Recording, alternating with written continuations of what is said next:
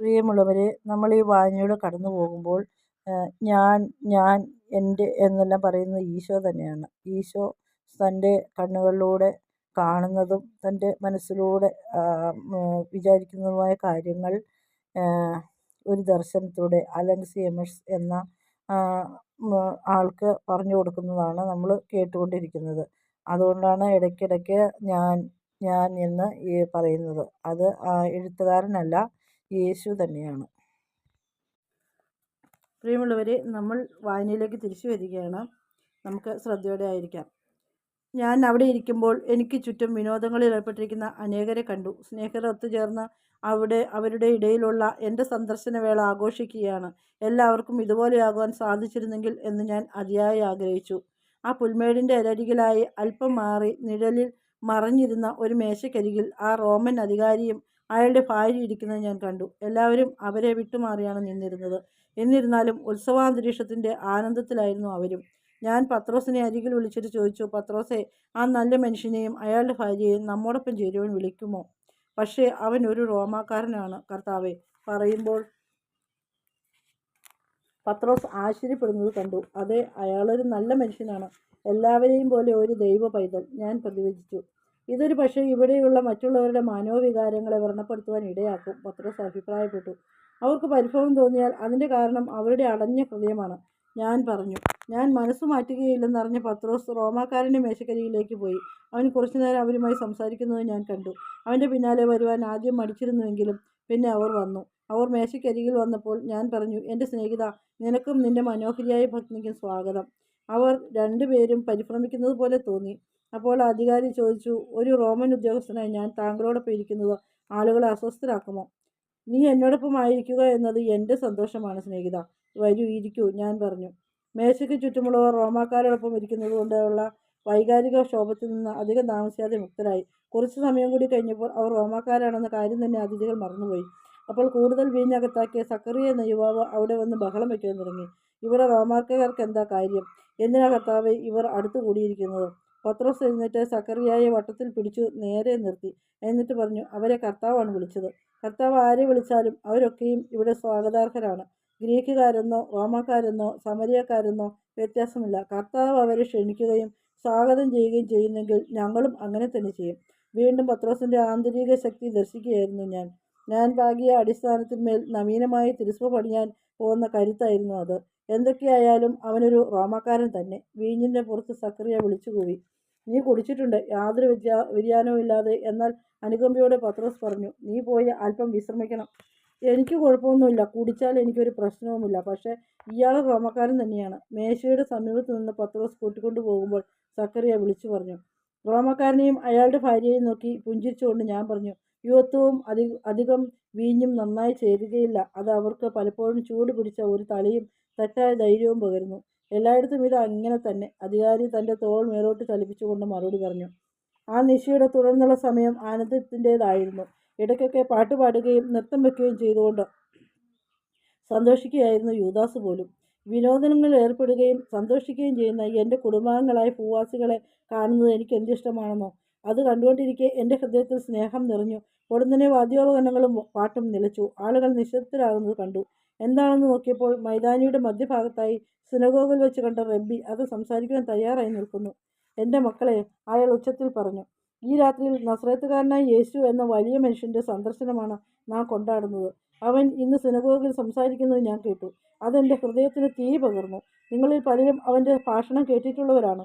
പലരും അവനാൽ സുഖം പ്രാപിച്ചവരാണ്, അല്ലെങ്കിൽ അവൻ്റെ സൗഖ്യം ലഭിച്ചവരെ അറിയുന്നവരാണ്. തീർച്ചയായിട്ടും ദൈവത്താൽ അയക്കപ്പെട്ടവനാണ് യേശു എന്ന ഈ മനുഷ്യൻ. നമ്മൾ ഏറെ അനുഗ്രഹീതരാണ്, എന്തെന്നാൽ അവർ നമ്മോട് കൂടിയുണ്ട്. വീണ്ടും നമ്മൾ ഏറെ അനുഗ്രഹീതരാണ്, എന്തെന്നാൽ നാം അവൻ്റെ വചനം ശ്രവിച്ചവരാണ്. അപ്പോൾ എല്ലാവരും വിളിച്ചു പറയാൻ തുടങ്ങി, യേശു വലിയ പ്രവാചകൻ, യേശുവിന് മഹത്വം. ആളുകളെ അടക്കിയെത്തിയതിനു ശേഷം റബ്ബി പറഞ്ഞു, ഈ വലിയ ദിനത്തിൻ്റെ മഹാത്മ്യത്തെ പ്രതി യേശുവിന് ഒരു അനുഗ്രഹഗീതം പാടുവാൻ ഞാൻ ആഗ്രഹിക്കുകയാണ്. ഞാൻ എഴുന്നേറ്റ് അയാൾക്കൊരു പുഞ്ചിരി സമ്മാനിച്ചു. കൃതജ്ഞതയോടെ ശിരസ്സനക്കി. അയാൾ ഇമ്പമുള്ള സ്വരത്തിൽ ഗാനം ആലപിക്കാൻ ആരംഭിച്ചു. അതിൻ്റെ ആഴവും മനോഹാരിതയും പലരുടെയും കണ്ണുകളെ ഏർന്നണിയിച്ചു. ഇത്രയേറെ പ്രായമുള്ള ആ മനുഷ്യൻ്റെ സ്വരമാധുരിയിൽ പലരും ആശ്ചര്യഭരിതരായി. എന്നാൽ അയാളുടെ സ്വരം ഹൃദയത്തിൽ നിന്ന് സ്നേഹപൂർവ്വം പുറപ്പെട്ടതാണെന്ന് ഞാൻ അറിഞ്ഞു. എൻ്റെ ചാരത്തണഞ്ഞിട്ട് ഇരു കരങ്ങളും ചേർത്ത് എന്നെ പുണരുകയും കവിളിൽ ആവർത്തിച്ച് ചുംബിക്കുകയും ചെയ്തുകൊണ്ടാണ് അയാൾ പാട്ട് അവസാനിപ്പിച്ചത്. ഹൃദ്യമായ ഗാനത്തെ അനുമോദിച്ചും ഇത്രയേറെ സ്നേഹവായ്പോടെ എന്നെ ആലിംഗനം ചെയ്യുന്നത് കണ്ടിട്ടും ആളുകൾ കൈയടിക്കുവാൻ തുടങ്ങി. അപ്പോൾ വീണ്ടും വാദ്യസംഗീതം ആരംഭിച്ചു. ആളുകൾ അതിൻ്റെ താളത്തിനൊപ്പിച്ച് കരമടിച്ചു. വയോധികനായ ആ മനുഷ്യൻ എൻ്റെ കരം പിടിച്ചു. ഞങ്ങളും മറ്റുള്ളവരോടൊപ്പം ഒരു നൃത്തത്തിന് ചുവടുവെച്ചു. പിന്നീട് മേശക്കരികിലിരിക്കുമ്പോൾ റബ്ബി എന്നോട് ചോദിച്ചു, ഇതെങ്ങനെ സംഭവിക്കുന്നുവെന്ന് എനിക്ക് അറിഞ്ഞുകൂടാ. എന്നാൽ ഞാനും പിന്നെ എന്നോട് സംസാരിച്ചവരൊക്കെയും അങ്ങയുടെ സാമീപ്യം ആഗ്രഹിക്കുന്നവരാണ്. അവർക്കും നിന്നെ പിരിയുവാൻ ഇഷ്ടമില്ല. എന്താണ് ഇതിന് കാരണം? കാരണം എൻ്റെ പിതാവാണ്, എന്നിൽ വസിക്കുന്നവനായ പിതാവ്. ഞാൻ പറഞ്ഞു, യേശുവേ, താങ്കൾ എന്താണ് ഉദ്ദേശിക്കുന്നത്? ആരാണ് നിന്റെ പിതാവ്? അദ്ദേഹം ചോദിച്ചു. എൻ്റെ പിതാവ് എല്ലാ സൃഷ്ടികളുടെയും പിതാവാണ്. ഞാൻ എവിടെയാണോ അവിടുന്നും അവിടെയാണ്. ആ കണ്ണുകളിൽ ദൃഷ്ടി ഉറപ്പിച്ചുകൊണ്ട് ഞാൻ പ്രതിയോഗിച്ചു. നീ പറയുന്നത് എന്താണ്? എനിക്ക് മനസ്സിലാകുന്നില്ല, റബ്ബി പറഞ്ഞു. അദ്ദേഹത്തെ നോക്കി പുഞ്ചിരിച്ചുകൊണ്ട് ഞാൻ പറഞ്ഞു, ഞാൻ തന്നെ. ജ്ഞാനോദയം ലഭിച്ചപ്പോൾ അത്ഭുതസ്തബ്ധനായ അയാളുടെ മിഴികൾ വികസിച്ചു. കസേരയിൽ നിന്നും ഊർന്നിറങ്ങി മുട്ടിന്മേൽ വീണ അയാൾ പറഞ്ഞു, നീ മിശിഹയാണോ? ഞാനാകുന്നു. റബ്ബിയെ കരം പിടിച്ച് എഴുന്നേൽപ്പിക്കുമ്പോൾ ഞാൻ പറഞ്ഞു. കണ്ണുനീർ വാർത്ത് വിറയാർന്ന സ്വരത്തിൽ അയാൾ ഇങ്ങനെ ആത്മകഥം ചെയ്തു. ഞാൻ ഈ ദിവസം കാണുമെന്ന് ഒരിക്കലും വിചാരിച്ചിരുന്നില്ല. എൻ്റെ ജീവിതം പൂർത്തിയായി. അയാൾ സന്തോഷത്താൽ കരഞ്ഞുകൊണ്ട് തന്നെ നൃത്തം വയ്ക്കുന്നവരോടൊപ്പം ചേർന്ന് ആമോദം നടനം ചെയ്തു. പത്രോസ് എൻ്റെ ചാരത്ത് വന്ന് എന്നിട്ട് പറഞ്ഞു, സക്കറിയ നല്ല ഉറക്കമാണ്. റബ്ബിയെ കണ്ടിട്ട് ഭയങ്കര സന്തോഷവാനായിരിക്കുന്നുവല്ലോ കർത്താവേ. അതെ, അദ്ദേഹം അങ്ങനെ തന്നെയാണ്. കാരണം ആ മനുഷ്യൻ ഇന്നും സത്യം ദർശിച്ചു. ഞാൻ പ്രതിവചിച്ചു.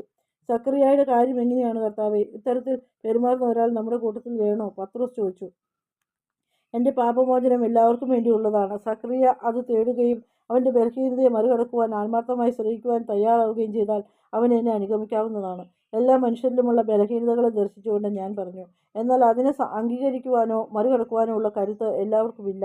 അക്കാര്യം ഇനി നാളെയാകട്ടെ, ഞാൻ പറഞ്ഞു. അപ്പോൾ റബ്ബി പത്രോസിനോട് ഇപ്രകാരം പറഞ്ഞുകൊണ്ട് അവിടേക്ക് വന്നു. ഇത് അവനാണ്. നിനക്കറിയുമോ ഇതാരാണെന്ന്? പത്രോസ് റബ്ബിയെ നോക്കി, പിന്നെ എന്നെ നോക്കി. എന്നിട്ട് പറഞ്ഞു, ഉവ്വ്, എനിക്കറിയാം. റബ്ബി ആത്മാവിൽ നിന്നാണ് സംസാരിക്കുന്നതെന്ന് അവൻ അറിഞ്ഞില്ല. റബ്ബി അവിടെ ഇരുന്നു. നൃത്തവും പാട്ടും പിന്നെ രാത്രിയിലെ സംഭവങ്ങൾ ഉണർത്തിയ വികാരാവേശവും ഒക്കെ കൂടി താങ്ങുവാൻ ആ വൃദ്ധശരീരത്തിനായില്ല. കർത്താവേ, എനിക്ക് കുറച്ചു നേരം വിശ്രമിക്കണം. പക്ഷേ അങ്ങ് പോകരുത്. പോകുമോ? അയാൾ ചോദിച്ചു. ഇല്ല സ്നേഹിത, ഞാൻ താങ്കൾക്ക് വേണ്ടി ഇവിടെ ഉണ്ടായിരിക്കും. സംഭവിക്കുവാനിരിക്കുന്നത് എന്തെന്നറിഞ്ഞുകൊണ്ട് ഞാൻ പറഞ്ഞു. അയാൾ കണ്ണുകളടച്ച് മേശക്കരികിലിരുന്നു. ഉറക്കമായി. സർവ്വബഹളിടയിലും അയാൾ ഉറങ്ങി. ബർത്തലോമിയോ അരികിൽ വന്നിട്ട് എന്നോട് പറഞ്ഞു, ഉറക്കത്തിൻ്റെ കാര്യത്തിൽ ഇദ്ദേഹം എന്നെ കഴിഞ്ഞും മിടുക്കനാണല്ലോ. ഇത്ര ശബ്ദമുള്ള ഒരിടത്തിൽ കിടന്നുറങ്ങുവാൻ എനിക്ക് പറ്റില്ല. ഇത് അദ്ദേഹത്തിൻ്റെ അവസാനത്തെ ഉറക്കമാണെന്ന് കരുതാം. ഇത് പറയുമ്പോൾ റബ്ബിയുടെ ശിരസ് എൻ്റെ ചുമലിലേക്ക് മറിഞ്ഞു വീണു. ഇദ്ദേഹം മരിച്ചുവോ? ആകുലനായിട്ട് അവൻ ചോദിച്ചു. ഇല്ല, ഇപ്പോൾ അയാൾ ഉറങ്ങുകയാണ്. ബർത്തലോമിയോ അയാളുടെ അരികത്തിരിക്കവേ ഞാൻ പറഞ്ഞു, ഈ മനുഷ്യൻ മരിക്കരുതെന്നാണ് എൻ്റെ ആഗ്രഹം. അതിശയിപ്പിക്കുന്ന സ്വരവും നല്ല നർമ്മബോധവുമുള്ള ഇദ്ദേഹത്തെ ഞാൻ ഏറെ ഇഷ്ടപ്പെടുന്നുണ്ട്. ഇദ്ദേഹം എന്നിൽ എൻ്റെ അപ്പൻ്റെ ഓർമ്മകൾ ഉണർത്തുന്നു. അവൻ പറഞ്ഞു. അതെ, ദൈവം അവന് ധാരാളം കഴിവുകൾ കൊടുത്തിട്ടുണ്ട്.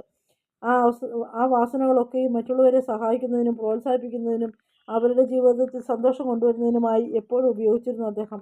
ഞാൻ പറഞ്ഞു. ധാരാളം സൽപ്രവൃത്തികൾ ചെയ്യുന്ന റബ്ബിയുടെ ജീവിതം അപ്പോൾ ഞാൻ മുൻപിൽ കണ്ടു. തനിക്ക് ദാനമായി കിട്ടിയ കഴിവുകളൊക്കെയും കൂടെയുള്ളവരെ സ്വന്തം കുടുംബാംഗങ്ങളായി കരുതിയും അവരോടൊപ്പമുള്ള സ്നേഹത്തെ പ്രതിയും ദൈവമഹത്വത്തിനായും വിനിയോഗിക്കുന്ന ഒരു മനുഷ്യൻ.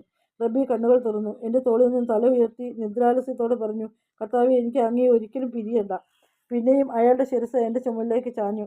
അപ്പോൾ ഞാൻ പറഞ്ഞു, ഒരിക്കലും നിനക്ക് പിരിയേണ്ടി വരികയില്ല. ഒരിക്കലും നീ എന്നെ പിരിയുകയില്ല. ഞാൻ അയാളുടെ കണ്ണുകൾ തിരുമ്മി അടയ്ക്കുമ്പോൾ ബർത്തലോമിയോയോട് പറഞ്ഞു, അദ്ദേഹം ഇപ്പോൾ നിത്യശാന്തിയിലായി.